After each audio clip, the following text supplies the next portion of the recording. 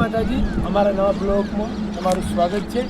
આજે અમે આવી ગયા છે રમાજીની કોમેન્ટ આવી હતી આપણે કંકોડાવાળા વિડીયોમાં, એટલે એનો બ્લોગ બનાવવા માટેની, એટલે કે એ અમારે મકાઈને બ્લોગ બનાવો છે, તમે પ્રવાસી આવજો। અમે એનો બ્લોગ બનાવવા માટે આવી ગયા છે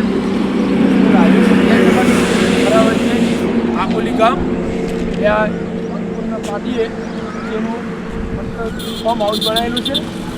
મકાઈના ડોડો ઉપર અવશ્ય મુલાકાત લેવા આવજો। રમાજીનો કોન્ટેક્ટ પણ તમને બતાવીશું કેવી રીતના ડોડોનું સુંદર ડીશ બનાવે છે।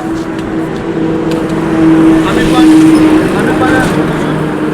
ખાઈ લઈશું અને તમે ખાશો એટલે તમને બતાવશે સુંદર એકદમ ડીશ જોરદાર। તમને લોકેશન છે વનપુરના હાઈવેથી 1 કિલોમીટર આગળ આવવાનું રમાજીનું ફોર્મ હાઉસ બનશે છે।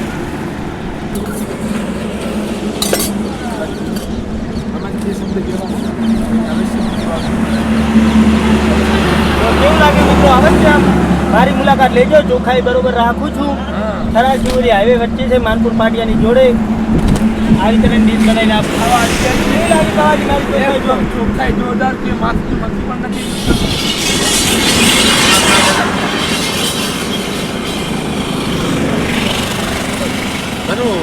લગણજી લગભગ ડોડો ખાવા આવ્યા છો લગણજી? હા, ડોડો ખાવા તમારો ફોન આવ્યો એટલે સ્પેશિયલ ડોડો ખાવા તો આવું જ પડે। ડોડાનું કામ એક નંબર પણ આવે ડોડો। હા, રમોજીનો ડોડો એકદમ ફેમસ થઈ ગયો છે, આખા બનાસકાંઠામાં બૂમ પડાવે છે રમોજી। તમારા તાલુકામાં તો બૂમ પડાવે છે। તમે પણ ઘણા દિવસ જતા હોય તો વચમાં અમે આવે જ છે દુકાન પાર્લર છે, બહુ સારા ડોડા બનાવે છે। 30 રૂપિયા લે છે ડોડાના, મસાલો બહુ સુંદર નાલે છે। એક નંબર ડોડા હોય છે એમના। સૌ મિત્રો ખાવા આવજો, લાઈક કરજો ને ફોલો કરજો, અને લાઈક ને ફોલો ના કરો પણ કાંઈ નહીં વાંધો ને, ડોડો ખાવા અવશ્ય આકોલીમાં આવજો। રમાજી ઠાકોરનો ડોડો ફેમસ છે। રમાજીના ડોડા કેવી રીતે બફાય છે આ જોઈ લો, એકદમ સુંદર ગરમ લાઈ પાણી છે તો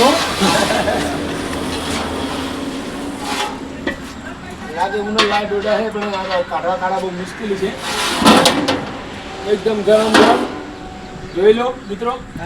અવશ્ય મુલાકાત લેજો અને વેસ્ટિંગનો દુરુપયોગ કરતા નથી, વેસ્ટિંગ પણ બાળી નાખે છે એટલે ગંદકી પણ બિલકુલ થતી નથી, એટલે અવશ્ય મુલાકાત લેજો।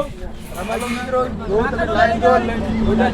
લેવાની પણ લાઈન લાગે છે, 10 મિનિટ પણ વેટિંગ કરવા પણ એટલી ભીડ છે મકાઈના ડોડા ખાવામાં।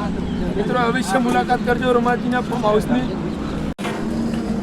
એકદમ સારી સર્વિસ આપે છે, આટલાની સુવિધા પણ સારી છે અને બેઠા એકદમ મકાઈનો ડોડો ખાવા અવશ્ય આવજો। જોરદાર જોઈ લો, એની સર્વિસ પણ સારી છે, આ મુલાકાત લેજો।